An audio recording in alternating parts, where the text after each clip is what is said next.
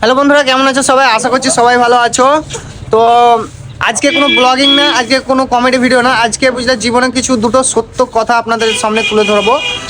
আর সেই মেম সরওয়াল তুই তাকে আমি কথাটা জিজ্ঞাসা করবো, দেখি উত্তর দিতে পারে কি। তো মেম সরওয়াল, হ্যাঁ, নারীর ভালোবাসাটা কেমন হওয়া উচিত? নারীর ভালোবাসা নারীর ভালোবাসা যদি সত্য হয় তাহলে মদখোর গাঁজাখোর ছেলেরাও ভালো হয়। আর নারীর ভালোবাসা যদি মিথ্যা হয় তাহলে ভালো মানুষও মদখোর গাঁজাখোর হয়। এবার আমি তুহিদার কাছে একটা প্রশ্ন করবো। আচ্ছা তুহিদা, তুই বল, সত্যকারের জীবন সঙ্গী কেমন হওয়া উচিত? সত্যকারের জীবন সঙ্গী তালা চাবির মতন হতে হয়। ভেঙে যাবে প্রয়োজনে, কিন্তু অন্য চাবিতে খুলবে না।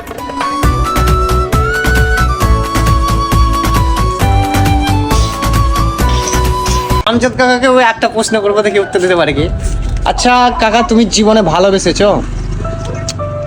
ভালো ভালো তো বেঁচেছিলাম গো, কিন্তু কি বলবো, মানে ভালোবাসার কথা, ভালোবাসাটা এমনই হওয়া উচিত যে হয়তো একটা মেয়ে একটা ছেলে প্রেম করে, তারপরে হয়তো ছেলেটা অন্য মেয়ের দিকে তাকানোর আগে 100 বার ভাবতে হবে যে আমি একজনকে ভালোবেসেছি।